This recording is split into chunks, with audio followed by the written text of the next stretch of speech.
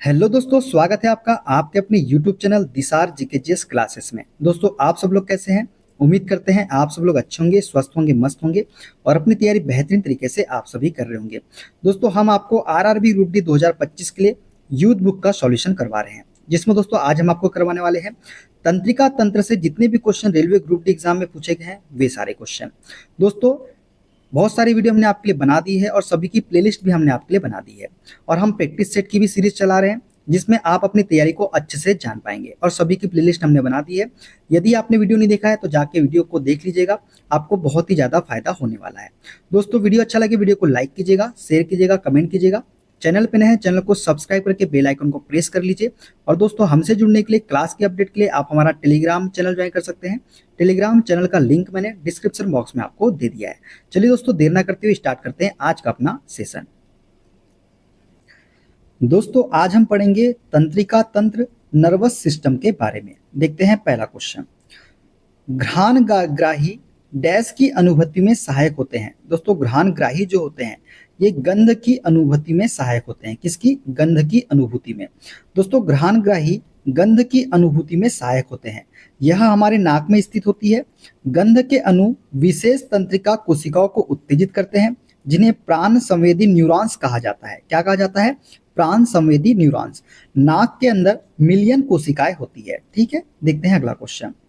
निम्न में से कौन सा भाग आंखों को एक विशिष्ट रंग प्रदान करने के लिए उत्तरदायी है? दोस्तों, आंखों को एक विशिष्ट रंग जो प्रदान करता है वो है हमारा आइरिस। आइरिस जो है ये आंखों को एक विशिष्ट रंग प्रदान करता है। दोस्तों, आइरिस आंखों को एक विशिष्ट रंग प्रदान करने के लिए उत्तरदायी है। आइरिस नेत्र का रंगीन हिस्सा है जो नेत्रों को रंग द्रव्य देता है। क्या देता है? नेत्रों को रंग द्रव्य देता है। आइरिस आंखों में प्रवेश करने वाले प्रकाश की मात्रा को नियंत्रित करता है। यह प्रकाश किरण को रेटिना में केंद्रित करता है। यह क्या करता है? यह प्रकाश किरण को रेटिना में केंद्रित करता है। देखते हैं अगला क्वेश्चन। डैश मस्तिष्क का सोचने वाला मुख्य भाग है। दोस्तों, कौन सा भाग जो है जो सोचने वाला मुख्य भाग है? तो यह है अग्र मस्तिष्क। अग्र मस्तिष्क जो है ये मस्तिष्क का सोचने वाला मुख्य भाग होता है।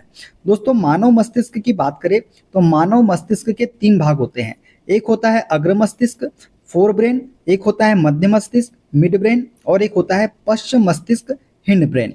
मानव की अग्र मस्तिष्क में 3 भाग होते हैं दोस्तों।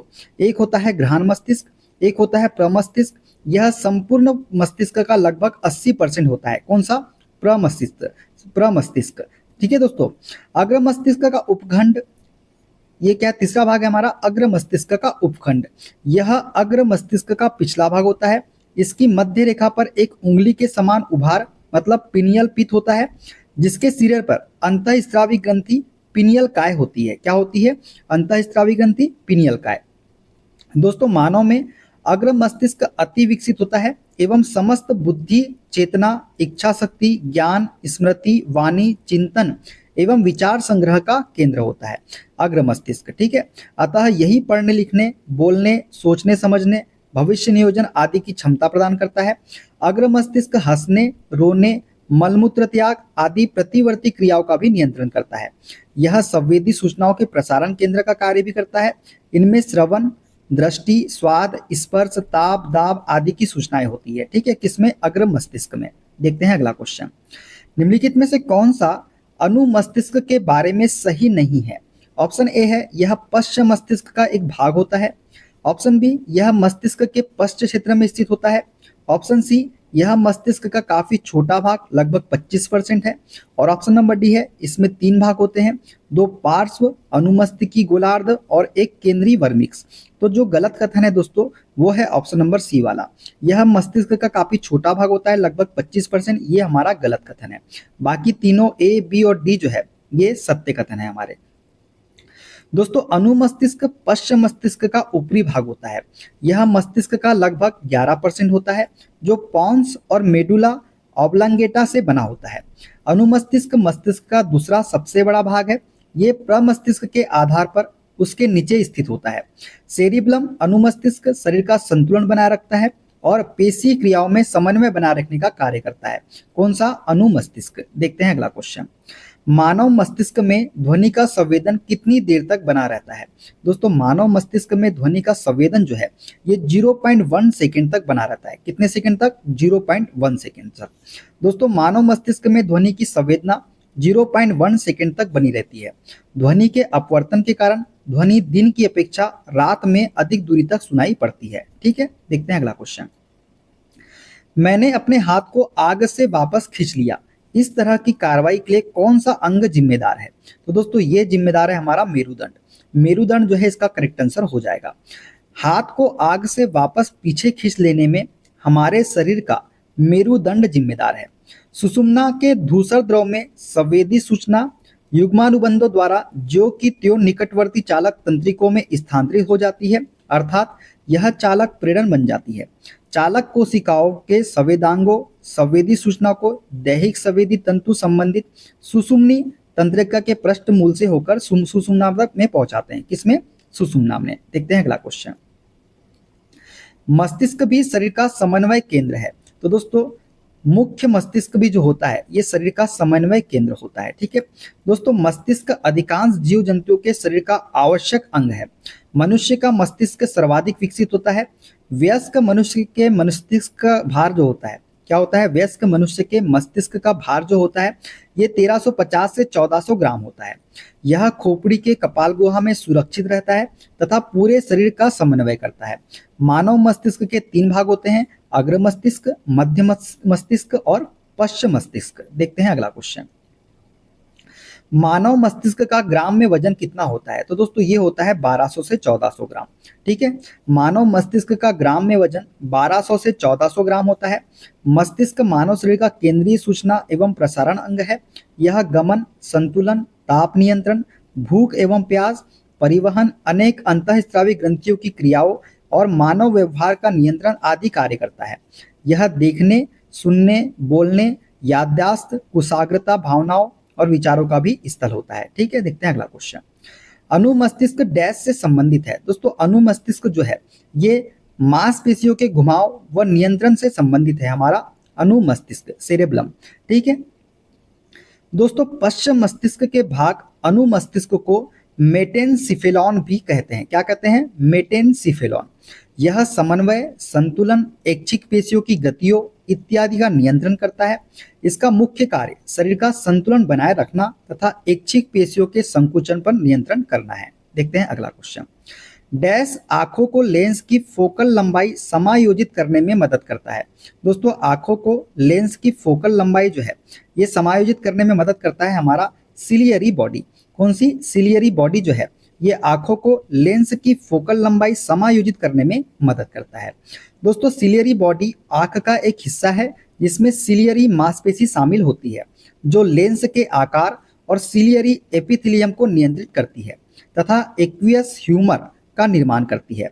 एक्वस ह्यूमर आंख में लेंस और कार्निया के बीच नेत्रगोलक में पाया जाने वाला साफ तरल पदार्थ होता है। जो एक्वस ह्यूमर होता है दोस्तों ये आंख में लेंस और कार्निया के बीच नेत्र गोलक में पाए जाने वाला साफ तरल पदार्थ होता है। देखते हैं अगला क्वेश्चन। डैश ऊतक न्यूरॉन्स से बना होता है जो आवेग प्राप्त करते हैं और संचालन करते हैं। तो दोस्तों ये है हमारा नर्वस ऊतक। नर्वस ऊतक जो है ये न्यूरॉन से बना होता है जो आवेग प्राप्त करते हैं और संचालन करते हैं। दोस्तों जंतुओं में गति के नियंत्रण और समन्वय का कार्य तंत्रिका तथा पेशी ऊतकों द्वारा किया जाता है। तंत्रिका ऊतक तंत्रिका कोशिकाओं या न्यूरॉन का एक संगठित जाल का बना होता है और यह सूचनाओं को विद्युत आवेग के द्वारा शरीर के एक भाग से दूसरे भाग तक पहुंचाने में सक्षम है। देखते हैं अगला। तंत्रिका आवेग की प्रकृति होती है। दोस्तों तंत्रिका आवेग की प्रकृति जो होती है ये विद्युत रासायनिक होती है। कैसी होती है? विद्युत रासायनिक। दोस्तों तंत्रिका तंत्र संवेदी अंगों, तंत्रिकाओं, मस्तिष्क, मेरुरज्जु एवं तंत्रिका कोशिकाओं का बना होता है। तंत्रिका तंत्र की इकाई न्यूरॉन होती है। तंत्रिका तंत्र से निकलने वाली तंत्रिका आवेग की प्रकृति विद्युत रासायनिक होती है, ये आपको याद रखना है। देखते हैं अगला क्वेश्चन।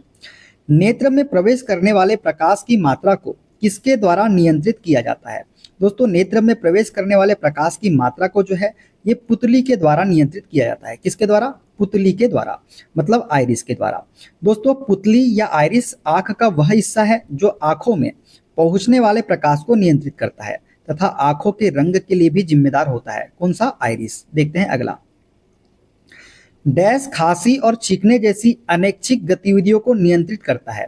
तो दोस्तों मज्जा जो है ये खांसी और छींकने जैसी अनैच्छिक गतिविधियों को नियंत्रित करता है।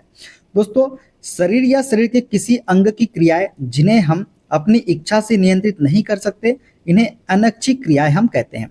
जैसे खांसी, छींकना, श्वसन, हृदय का धड़कना अनैच्छिक क्रियाओं के उदाहरण है।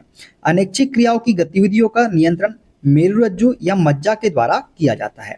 देखते हैं अगला। डैश दो न्यूरॉन्स के बीच का स्थान होता है। तो दोस्तों सिनेप्स जो है ये दो न्यूरॉन्स के बीच का स्थान होता है। कौन सा? सिनेप्स। दोस्तों न्यूरॉन एक सूक्ष्मदर्शी संरचना है जो 3 भागों से मिलकर बनती है। तंत्रिका आवेगों का एक न्यूरॉन से दूसरे न्यूरॉन तक संचरण सिनेप्सिस द्वारा होता है।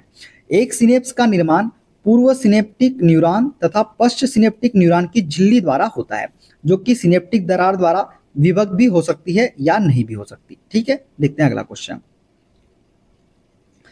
प्रत्येक न्यूरॉन एक साइटोन मतलब सेल बॉडी से निर्मित होता है, जिसमें से कई छोटी छोटी शाखाएं निकली होती है, जिन्हें कहा जाता है। तो दोस्तों इन्हें कहा जाता है दूमिकाएं। क्या कहा जाता है? दूमिकाएं कहा जाता है। दोस्तों तंत्रिका कोशिका न्यूरॉन संदेशों का संवहन करने वाली मूल इकाई है। यह विशेष रूप से लंबी होती है। इसमें जीव द्रव्य से घिरा हुआ एक केंद्रक होता है। जीव द्रव्य से डेंड्राइट्स नामक अनेक छोटी छोटी शाखाएं निकलती है, जिसे दूमिकाएं हम कहते हैं। इन शाखाओं में से एक शाखा अधिक लंबी होती है, जिसे तंत्रिकाक्ष या एक्सॉन कहते हैं। यह संदेशों को कोशिका से दूर ले जाता है। ठीक है, देखते हैं अगला क्वेश्चन। निम्नलिखित में से कौन सा अनुमस्तिष्क के लिए सही नहीं है? तो दोस्तों सही नहीं है हमारा ऑप्शन नंबर बी। यह बोलने, देखने, सूंघने, स्वाद लेने, सुनने, बुद्धिमत्ता इत्यादि जैसी गतिविधियों को नियंत्रित करता है। ये जो है ये सही नहीं है। ठीक है, बाकी के तीनों सही है। दोस्तों अनुमस्तिष्क सेरेबेलम की बात करें तो पश्चिम मस्तिष्क का एक भाग है अनुमस्तिष्क। यह शरीर का संतुलन बनाए रखता है एवं ऐच्छिक पेशियों के संकुचन पर नियंत्रण करता है। यह बोलने, देखने, सूंघने, स्वाद लेने, सुनने और बुद्धिमत्ता इत्यादि जैसी गतिविधियों को नियंत्रित नहीं करता है। इनका नियंत्रण अग्र मस्तिष्क सेरिब्रम करता है। कौन करता है? सेरिब्रम। देखते हैं अगला क्वेश्चन। मानव नेत्र के रेटिना पर बना प्रतिबिंब होता है। दोस्तों मानव नेत्र के रेटिना पर बना प्रतिबिंब जो है ये वास्तविक और उल्टा होता है। कैसा होता है? वास्तविक और उल्टा। मानव नेत्र शरीर का वह अंग है जो विभिन्न उद्देश्यों से प्रकाश के प्रति क्रिया करता है। मानव नेत्र के रेटिना पर बना प्रतिबिंब वास्तविक और उल्टा बनता है। कैसा बनता है? वास्तविक और उल्टा। देखते हैं अगला क्वेश्चन।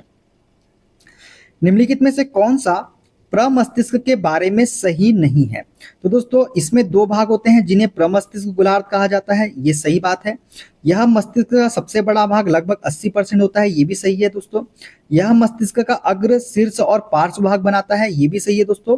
प्रमस्तिष्क मांसपेशियों की गतिविधियों का समन्वय करता है। ये हमारा गलत कथन है दोस्तों। तो ऑप्शन डी इसका करेक्ट आंसर हो जाएगा। ठीक है दोस्तों, मानव मस्तिष्क मानव शरीर का केंद्रीय सूचना एवं प्रसारण अंग होता है। मस्तिष्क को मुख्यतः 3 भागों में विभाजित किया जाता है, अग्र मस्तिष्क, मध्य मस्तिष्क तथा पश्चिम मस्तिष्क। प्रमस्तिष्क जो है यह अग्र मस्तिष्क का हिस्सा होता है, जो मस्तिष्क का लगभग 80% होता है तथा यह मस्तिष्क का अग्र, शीर्ष तथा पार्श्व भाग बनाता है। सोचना, समझना, स्मरण, प्रेम, घृणा, भय आदि का नियंत्रण व समन्वय प्रमस्तिष्क द्वारा ही होता है, जबकि मांसपेशियों की गतिविधियों का नियंत्रण जो है ये पश्चिम मस्तिष्क के द्वारा होता है। किसके द्वारा? पश्चिम मस्तिष्क के द्वारा। देखते हैं अगला क्वेश्चन। निम्नलिखित में से किन गतिविधियों में स्वैच्छिक मांसपेशियां कार्यान्वित होती है? तो कौन सी गतिविधि में स्वैच्छिक मांसपेशियां कार्यान्वित होती है ये हमको बताना है। तो दोस्तों मेंढक का कूदना ये जो है स्वेच्छा से मेंढक कूदता है। पेट में भोजन की गति, इसको हम ये तो हमारे इच्छा के अनुसार नहीं हो सकता। हृदय का धड़कना ये भी हमारे इच्छा के अनुसार नहीं हो सकता। हाथ से लिखना ये भी हमारे इच्छा से हो सकता है। तो मेंढक का कूदना और हाथ का लिखना जो है ये स्वैच्छिक मांसपेशियां कार्यान्वित होती है। किसके? स्वैच्छिक मांसपेशियों के द्वारा। तो ए और डी इसका करेक्ट आंसर हो जाएगा, ऑप्शन नंबर सी वाला। देखते हैं अगला क्वेश्चन। ऐच्छिक पेशियां रेखित पेशी ऊतक की बनी होती है। इनमें व्यक्ति की इच्छा के अनुसार आकुंचन होता है। इसके अंतर्गत सिर, धड़ तथा कंकाल पेशियां आदि आती है। मेंढक का कूदना और हाथ से लिखना स्वैच्छिक मांसपेशियों के कार्यान्वयन का उदाहरण है। हृदय का धड़कना, आहार नली में भोजन का प्रवाह या रक्त नलिका का प्रसार एवं संकुचन जैसी गतियां जो है ये ऐच्छिक नहीं है। इन गतिविधियों को हम स्वयं संचालित नहीं कर सकते, अर्थात हम इन गतिविधियों को इच्छानुसार प्रारंभ या बंद नहीं कर सकते। इस प्रकार की गतियां अनैच्छिक होती है। कैसी होती है? अनैच्छिक। देखते हैं अगला क्वेश्चन। पिन्ना डैश का बाह्य भाग है। दोस्तों पिन्ना जो है ये कान का बाह्य भाग होता है। किसका? कान का। दोस्तों पिन्ना जो है ये कान का बाह्य भाग है। कान मानव व अन्य स्तनधारी प्राणियों में श्रवण प्रणाली का मुख्य अंग है। पिन्ना ध्वनि तरंगों को एकत्रित करके बाह्य कर्ण मिट्स में भेजता है। यह बाह्य कर्ण में पाया जाता है। कहाँ पे पाया जाता है? बाह्य कर्ण में। देखते हैं अगला क्वेश्चन। रॉड और कोन पाए जाते हैं। दोस्तों रॉड और कोन जो है ये आंख में पाए जाते हैं। कहाँ पे? आंख में। दोस्तों रेटिना नेत्र की सबसे भीतरी परत है जिसमें दो प्रकार की संवेदी कोशिकाएं पाई जाती है। एक है शलाका कोशिकाएं जिसे हम रॉड कहते हैं। यह छाया अथवा अंधकार में देखने के लिए संवेदी कोशिकाएं है। शंकु कोशिकाएं जिसे हम कौन बोलते हैं, यह तेज प्रकाश में देखने तथा रंगों का विभेद करने के लिए संवेदी कोशिकाएं हमारी कौन सी? कौन। ठीक है, देखते हैं अगला क्वेश्चन। निम्नलिखित में से कौन सा अनुमस्तिष्क के बारे में सही नहीं है? दोस्तों इसमें दो भाग होते हैं जिन्हें प्रमस्तिष्क गोलार्ध कहा जाता है। ये हमारा सत्य कथन नहीं है। यह मस्तिष्क के पिछले क्षेत्र में स्थित होता है, ये सत्य कथन है। यह पश्चिम मस्तिष्क का एक भाग होता है, ये भी सत्य कथन है। और यह मस्तिष्क का काफी छोटा भाग लगभग 12% है, ये भी सत्य कथन है। तो गलत कथन कौन सा है? ऑप्शन नंबर ए वाला। ठीक है दोस्तों, अनुमस्तिष्क के 3 भाग होते हैं, 2 पार्श्व तथा एक वर्मिस। दोनों पार्श्व लोब बढ़कर गोल आकार बना लेते हैं जिन्हें सेरिबेलम गोलार्ध कहते हैं। मस्तिष्क में ऊपर का बड़ा भाग प्रमस्तिष्क कपाल में स्थित है। इनके पीछे के भाग के नीचे की ओर अनुमस्तिष्क के 2 छोटे छोटे गोलार्ध जुड़े हुए दिखाई देते हैं। प्रमस्तिष्क और अनुमस्तिष्क झिल्लियों से ढके हुए हैं जिनको तानिकाएं हम कहते हैं। क्या बोलते हैं? तानिकाएं हम कहते हैं। दोस्तों ये थे सारे क्वेश्चन। वीडियो का अच्छा लगा कमेंट बॉक्स में जरूर बताइएगा। अगला हमारा टॉपिक होगा दोस्तों कंकाल तंत्र। इसके जितने भी question railway group D exam में पूछे गए सारे हम अगले वीडियो में देखेंगे। मिलते हैं दोस्तों अगले वीडियो में। अपना ख्याल रखिए। Okay bye bye, take care.